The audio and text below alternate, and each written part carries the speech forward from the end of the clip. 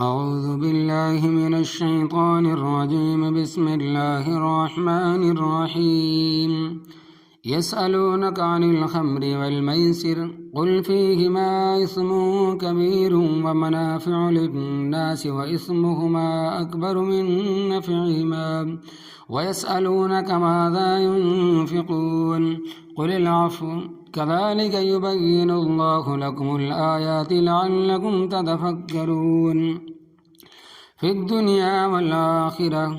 ويسألونك عن اليتامى قل إصلاح لهم خير وإن تخالطوهم فإخوانكم والله يعلم المفسد من المصلح ولو شاء الله لأعنتكم إن الله عزيز حكيم ولا تنكحوا المشركات حتى يؤمن ولأمة مؤمنة خير من مشركة ولو أعجبتكم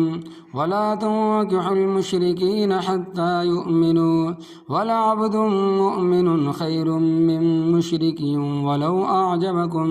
أولئك يدعون إلى النار والله يدعو إلى الجنة والمغفرة بإذنه ويبين آياته للناس لعلهم يتذكرون۔ ترجمہ: یسألونک، یہ لوگ آپ سے سوال کرتے ہیں، عن الخمر، شراب کے بارے میں، والمیسر، اور جوئے کے بارے میں، قل، کہہ دو، فیہما، ان دونوں میں، اسم کبیر، گناہ ہے بہت بڑا، ومنافع للناس، اور کچھ منافع بھی لوگوں کے لیے، واسمہما، اور گناہ ان دونوں کا، اکبر من نفعہما، بہت بڑا ہے ان کے منافع سے، وَيَسْأَلُونَكَ، اور سوال کرتے ہیں آپ سے، ماذا ينفقون، کیا کچھ وہ خرچ کرے، قل، کہہ دیں، العفو، اپنی ضرورت سے بچا ہوا، كَذَلِكَ يُبَيِّنُ اللَّهُ لَكُمُ الْآيَاتِ، اسی طرح بیان کرتا ہے اللہ تبارک و تعالیٰ تمہارے لیے اپنے احکام،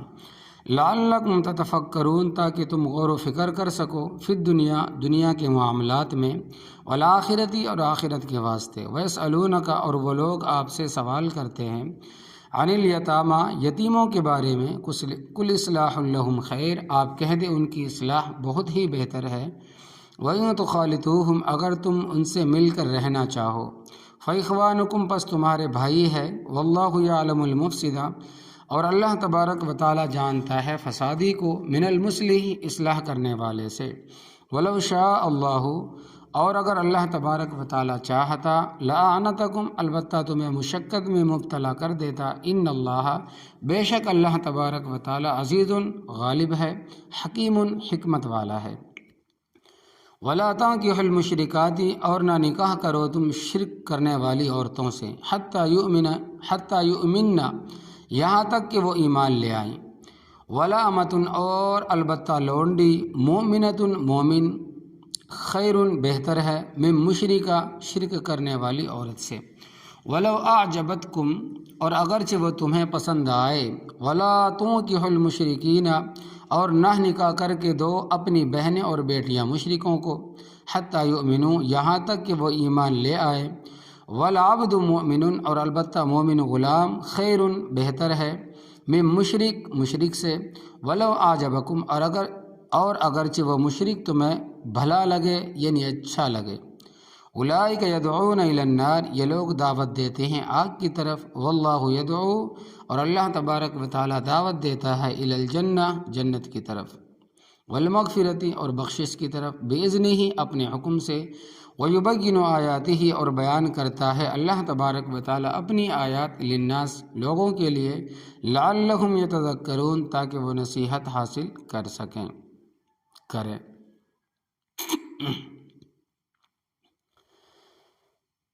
یسألونک، یعنی کہ فرماتے ہیں کہ صحابہ کرام رضی اللہ عنہم کو کچھ مسائل کے بارے میں اشکال پیش آئے، آپس میں بحث و گفتگو کرتے تھے، سب نے سوچا کہ آپس میں بحث و تمحیص کرنے کا کوئی فائدہ نہیں، حضرت صلی اللہ علیہ وسلم کی ذات گرامی موجود ہے تو آپ صلی اللہ علیہ وسلم سے کیوں نہ معلوم کر لیں، تاکہ آپ صلی اللہ علیہ وسلم جو فرمائیں اس پر عمل کریں۔ ایک مسئلہ یہ تھا، یہ جو شراب ہے یہ درست ہے یا نہیں، کیونکہ اس وقت تک شراب حرام نہیں ہوئی تھی اور جوا بھی حرام نہیں ہوا تھا، تو بحث یہ ہوئی کہ یہ بری چیزیں ہیں یا اچھی، آیا ان کی اشاعت و ترویج کرنی چاہیے یا ان کو بند کر دینا چاہیے؟ چنانچہ اللہ تبارک و تعالیٰ فرماتے ہیں یسألونک، یہ آپ سے سوال کرتے ہیں، عن الخمر، شراب کے بارے میں، والمیسر، اور جوئے کے بارے میں، قل، آپ ان کو کہہ دیں، فیہما اسم کبیر، ان دونوں میں گناہ ہے بہت بڑا، ومنافع للناس، اور تھوڑے سے فائدے بھی ہیں لوگوں کے لیے۔ فائدے یہ ہیں کہ مثال کے طور پر شراب پینے کے بعد انسان کو خوشی محسوس ہوتی ہے اور بعض بیماریوں کا علاج بھی، اور جوئے میں بھی فائدہ یہ ہے کہ بغیر محنت اور مشقت کے پیسے مل جاتے ہیں۔ تو اگر اس پہلو کو دیکھو تو شراب کا کچھ نفع بھی نظر آتا ہے، لیکن رب تعالیٰ فرماتے ہیں کہ وَإِسْمُهُمَا أَكْبَرُ مِن نَّفْعِهِمَا، اور ان دونوں کا گناہ ان کے فائدے سے بہت زیادہ ہے، لیکن ابھی تک حرام نہیں ہوئے تھے، یہ ان کی حرمت کا الارم اور تمہید تھی۔ اس کا دوسرا حکم 5ویں پارے میں ہے، پھر 7ویں پارے میں بھی حکم ہے جس سے شراب اور جوئے کے بالکل حرام کو فرما دیا۔ شراب کے فوائد و نقصانات۔ شیخ الرئیس ابن سینا، جو یونانی حکمہ کا بابا ہے، اس نے کتاب لکھی ہے جو قانون طب کی مستند کتاب ہے۔ اس میں اس نے چیزوں کے فوائد بیان کیے، مثلاً یہ جو چنے ہم کھاتے ہیں ان کا فائدہ اس نے قانونچے میں بتایا ہے کہ وہ غذائیں جو پھیپھڑوں کو طاقت پہنچاتی ہے، ان میں سے سب سے زیادہ طاقت پہنچانے والی چیز چنے ہیں۔ تمام غذاؤں میں سے پھیپھڑوں کو زیادہ قوت پہنچانے والی چیز چنے ہیں۔ اسی طرح دودھ کے فائدے بیان کیے ہیں۔ انسان کے بدن میں خلطیں ہوتی ہے، خون کی، صفرا کی، سودا کی، اسی طرح بلغم کی، تو دودھ کی خاصیت یہ ہے کہ جو خلط غالب ہو یہ فوراً اس میں چلا جاتا ہے، کہ بلغی مجاز تو فوراً بلغم بن جائے گا، اور اگر دموی مزاج ہے تو فوراً خون بن جائے گا، اور اگر صفروی مزاج ہے تو فوراً دودھ فوراً صفرا بن جائے گا، اور اگر سوداوی مجاز ہے تو دودھ فوراً سودا بن جائے گا۔ اس نے ہر چیز پر قاعدہ بحث کی ہے، تو وہ شراب کے بارے میں پہلے اس کے فائدے بیان کرتا ہے۔ مثلاً اس نے شراب کے 50 فائدے بیان کیے ہیں، ان کو پڑھ کر انسان کہتا ہے کہ بڑی مفید چیز ہے، پھر آگے اس کے نقصانات بیان کرتا ہے 150، تو یوں سمجھو کہ چوتھا حصہ نفع اور 3 حصے نقصان ہے۔ تو وہ کون نادان ہے کہ ایک نفع حاصل کرنے کے لیے 3 نقصانات برداشت کرے؟ اسی طرح جوئے میں دوسرے کے خون کو چوسنے سے لڑائی تک نوبت آ جاتی ہے، یہاں تک کہ جوئے بعض عورت تک ہار جاتے ہیں، یعنی جوئے بعض عورت تک اپنی عورت کو ہار جاتے ہیں، پھر وہ عورتیں کئی دن تک دوسروں کے پاس رہتی ہے، تو کتنی بڑی خرابی ہے۔ تو ان آیات میں خطرے کا الارم تھا۔ پھر 7ویں پارے میں حکم ہے کہ انما الخمر والمیسر والانصاب والازلام رجس من عمل الشیطان فاجتنبوه۔ ہجرت کے تیسرے سال ان سب چیزوں سے منع کر دیا گیا، اور مسئلہ قرآن پاک میں مال کے خرچ کرنے کا بھی ہے، انفقوا فی سبیل اللہ، کہ اللہ تبارک و تعالیٰ کے راستے میں خرچ کرو۔ صحابہ کرام رضی اللہ عنہم نے سوال کیا کہ کیا خرچ کرے، پیسے دے یا اناج دیں یا کپڑے دیں؟ اللہ تبارک و تعالیٰ کے راستے میں کون سا مال خرچ کرے؟ انفاق فی سبیل اللہ کا مفہوم۔ وَيَسْأَلُونَكَ، اور یہ تم سے سوال کرتے ہیں کہ ماذا ينفقون، وہ کیا خرچ کرے؟ قل، کہہ دے، العفو، جو چیز تمہاری ضرورت سے زائد ہے اس میں سے خرچ کرو۔ ضرورت کی چیز مثلاً تمہارے بھی حق ہے، تمہارے والدین کی بھی حقوق ہے، اولاد کے بھی حقوق ہے، سب کچھ ضرورت مندوں کو دے کر خود مشقت میں پڑنا یہ بھی کوئی اچھی بات نہیں ہے۔ حدیث پاک میں آتا ہے کہ ایک غریب آدمی آیا، پھٹے پرانے کپڑے، خستہ حالت، اس نے کہا میں بڑا محتاج ہوں۔ آپ صلی اللہ علیہ وسلم نے ساتھیوں کو توجہ دلائی کہ اس کی امداد کرو۔ ایک آدمی کے پاس سونے کا ٹکڑا تھا، اس نے وہ چندے میں اسے دے دیا۔ تھوڑا سا دکھ گزرا تو ایک اور سائل آ گیا، اور اس کو علم نہ تھا کہ مجھ سے پہلے بھی کسی نے سوال کیا ہے۔ اس حاجت مند نے، ضرورت مند نے بھی سوال کر دیا، حضرت میں بھی محتاج ہوں، مانگنا نہیں چاہیے مگر میں مجبور ہوں۔ تو پہلا شخص جس کو سونے کا ٹکڑا ملا تھا وہ اس نے اس کو دے دیا۔ حضرت صلی اللہ علیہ وسلم نے اس کے ہاتھ سے پکڑ کر دور پھینک دیا، فرمایا تیرے واسطے تو ہم نے مانگا ہے اور تو اب آگے سخی بنتا ہے۔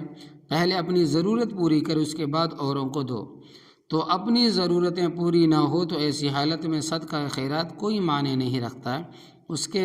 بچے کھائیں گے، بیوی کھائے گی، یہ بھی صدقے کے حکم میں ہے اور اس کو صدقے کا ثواب ہے۔ یتیموں کے متعلق بعض احکام تو فرمایا خرچ وہ چیز کرو العفو جو تمہاری ضرورت سے بچی ہوئی ہے، کذالک یبین اللہ لکم الآیات، اسی طرح اللہ تبارک و تعالیٰ بیان کرتا ہے تمہارے واسطے اپنے احکام، لعلکم تتفکرون، تاکہ تم غور و فکر کرو، فی الدنیا والآخرہ، دنیا کے معاملات میں بھی اور آخرت کے معاملات میں بھی۔ اللہ تبارک و تعالیٰ نے تمہاری ایسی رہنمائی فرمائی ہے کہ تمہاری دنیا بھی اور آخرت بھی سنور جائے۔ وہ اس طرح کے مثال کے طور پر کسی کا چچا تایا فوت ہو جائے اور اس کی اولاد نابالغ ہے، تو اب یہ چچا زاد بھائی ہے، شریعت نے ان کو پابند کیا ہے کہ ان کے چچیرے بھائی کی نگرانی تم نے کرنی ہے۔ یہ بھائی فوت ہو گیا، اس کے بچے ہیں، ایسے سلسلے میں ان کے پاس بعض دفعہ تھوڑا بہت مال بھی ہوتا تھا۔ اللہ تبارک و تعالیٰ کی طرف سے حکم تھا کہ تمہارے گھر میں جو عزیز رشتہ دار یتیم ہیں ان کے مال میں سے ان کی روٹی سالن علیحدہ پکاؤ اور اپنا کھانا الگ تیار کرو۔ عورتوں کے سلسلے میں خاصا اشکال تھا، پریشانی تھی، کیونکہ ایک گھر میں ایک دو دن نہیں، مسلسل ان کا آٹا گوندھنا، روٹی علیحدہ پکانا، پھر اپنا الگ آٹا گوندھنا، ان کی ہانڈی الگ تیار کرنی، اپنی الگ تیار کرنی، یہ خاصا مسئلہ ہے، کوئی آسان بات نہیں ہے۔ پھر گھر میں بچے، ان کو بھی اس بات کی تمیز نہیں ہوتی کہ یہ روٹی کس کی ہے اور یہ سالن کس کا ہے۔ عورتیں باوجود اس کی کہ یتیموں کا سالن روٹی سنبھال کے دکھتی تھی، پھر بھی اپنے بچے ان کی روٹیاں کھا جاتے تھے۔ پھر انسان کبھی زیادہ کھا جاتا ہے، کبھی کم، کبھی طبیعت صحیح ہوتی ہے، کبھی خراب، تو جب تھوڑا کھاتے باقی ضائع ہو جاتا، تو اس سلسلے میں انہوں نے سوال کیا کہ حضرت کپڑوں کا مسئلہ تو آسان ہے، وہ کبھی 2 ماہ کے بعد بنانے پڑتے ہیں، کبھی 6 ماہ کے بعد، اور تعلیم کا مسئلہ بھی آسان ہے کہ ہم ان کی کتاب اور کاپیوں کا حساب الگ کر سکتے ہیں، مگر حضرت یہ جو کھانے کا مسئلہ ان کا الگ پکانا، عورتیں کہتی ہیں کہ خاصا مشکل ہے کہ اپنا آٹا الگ رکھو، ان کا الگ رکھو، اپنا نمک مرچ الگ رکھو، ان کا الگ رکھو، اپنی گھی الگ رکھو، ان کا الگ رکھو، پھر اگر ان کی کوئی چیز بچ جائے تو اس کو محفوظ رکھو۔ تو فرمائے کہ یسألونک عن الیتامی، وَيَسْأَلُونَكَ عَنِ الْيَتَامَى، یہ تم سے یتیموں کے بارے میں سوال کرتے ہیں کہ حضرت ان کا کھانا الگ تیار کرنا، عورتیں کہتی ہیں کہ خاصا مشکل ہے۔ قل کہہ دے اصلاح لہم خیر، ان یتیموں کی خیر خواہی بہت بہتر ہے، ان کی کوئی چیز ضائع نہ ہو۔ وَإِن تُخَالِطُوهُمْ، اور اگر تم کھانے پینے میں ان کے ساتھ ملا لو، فَإِخْوَانُكُمْ، پس وہ تمہارے بھائی ہیں۔ یعنی اب تمہیں اجازت ہے کہ وہ اس طرح کی مثال کے طور پر یتیم بچہ 8 سال کا ہے، تو اس کے آٹے میں سے جتنا تم اپنے 8 سال کے بچے کے واسطے آٹا استعمال کرتے ہو، اور اس عمر کے بچے کے واسطے جتنا سالن کا خرچہ کرتے ہو، اس یتیم کے مال میں سے اتنا خرچہ لے لو، پھر اس میں جو کمی بیشی ہوگی وہ تمہیں اللہ تبارک و تعالیٰ معاف کر فرمائے گا۔ نیت بری نہ ہو، کیونکہ انما الاعمال بالنیات، اعمال کا دار و مدار نیتوں پر ہے، نیت تمہاری مال یتیم کو کھانے کی نہ ہو۔ تو جب یہ حکم آ گیا تو عورتیں بڑی خوش ہوئی کہ ہمارا مسئلہ حل ہو گیا، کیونکہ پہلی خاصی دقت تھی، لیکن رب تعالیٰ نے فرمایا کہ اس کو بھی یاد رکھے،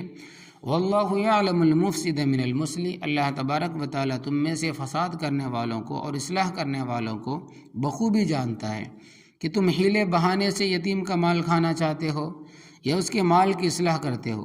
معاملہ اللہ تبارک و تعالیٰ کے ساتھ ہے، صرف یتیم کو سامنے نہ رکھو بلکہ رب تعالیٰ کو حاضر و ناظر سمجھو، عالم الغیب سمجھو اور علیم بذات الصدور سمجھو۔ اس طرح نہ کرنا کہ اب تمہیں شرکت کی اجازت مل گئی ہے تو پاؤ آٹا اپنا ڈال لیا اور کلو ان کا ملا لیا، اسی طرح اپنی سبزی برائے نام لے آئے اور باقی اس کا مال کھا گئے، 1 چمچ اپنی گھی ڈالا اور اس کے گھی میں سے 1 چھٹانک ڈال لیا۔ وَلَوْ شَاءَ اللَّهُ، اور اگر اللہ تبارک و تعالیٰ چاہتا، لَأَعْنَتَكُمْ، البتہ تمہیں مشقت میں ڈال دیتا، وہ اس طرح کہ پہلا حکم ہی برقرار رہتا۔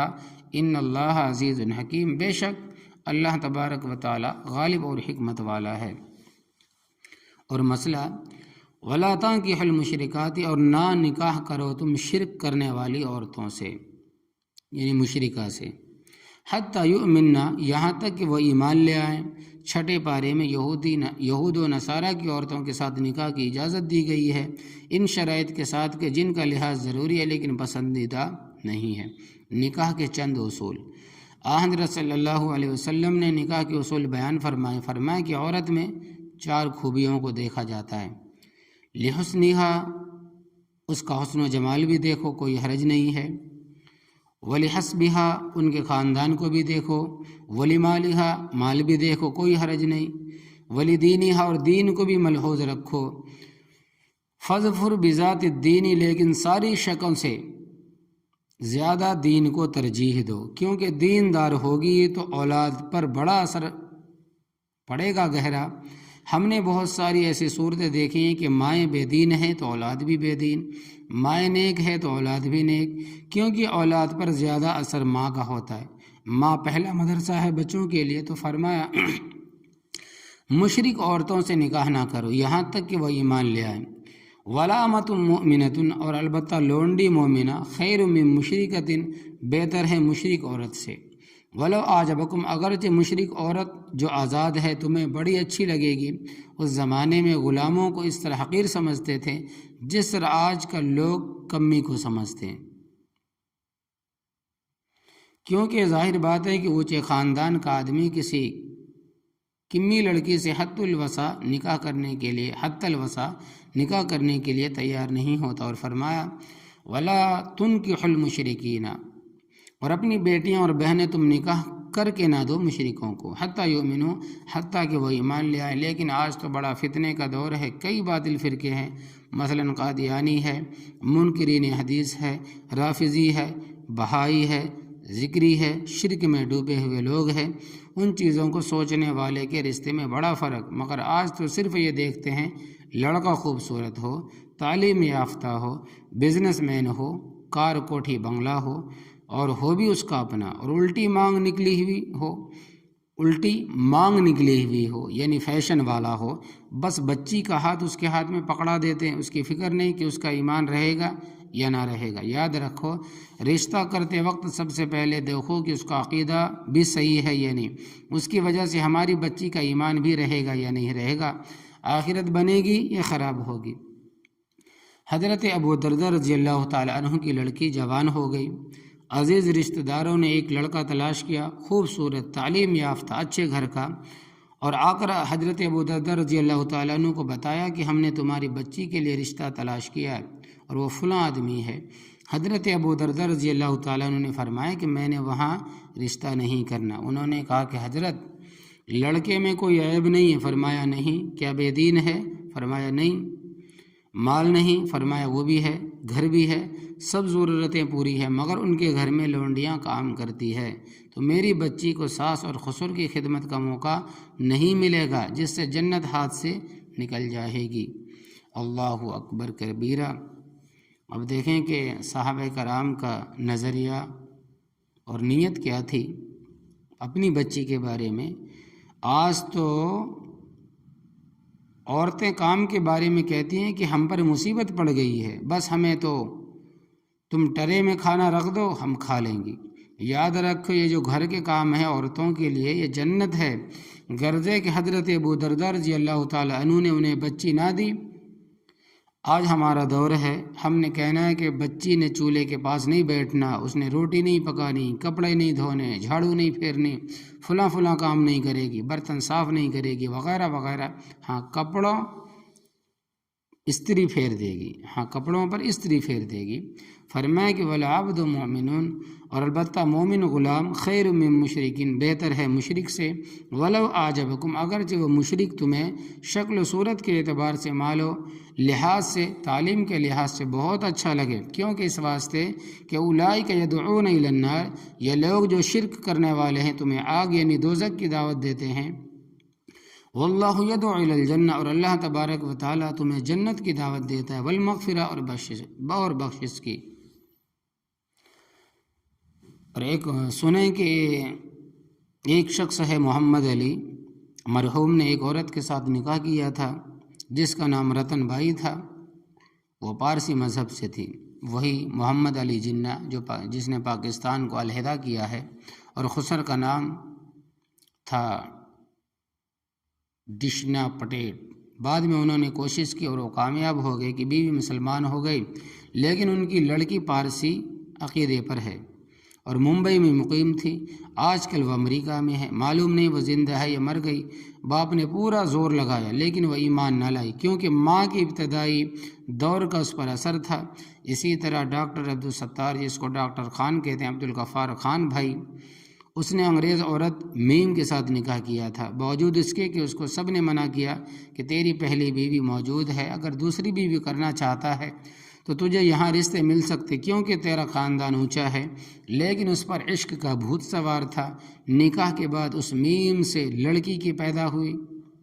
یعنی اس عورت سے لڑکی پیدا ہوئی۔ اس لڑکی نے پھر سکھ کے ساتھ نکاح کیا، نہ اس کو ولی خان روک سکا، نہ عبدالغنی اور نہ عبدالغفار خان روک سکا۔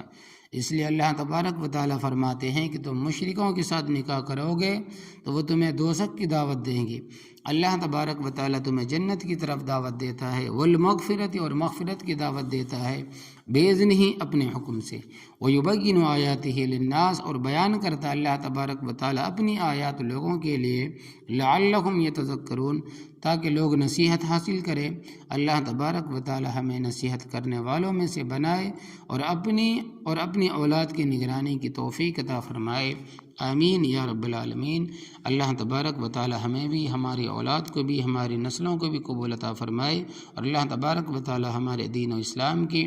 ایمان کی حفاظت عطا فرمائے۔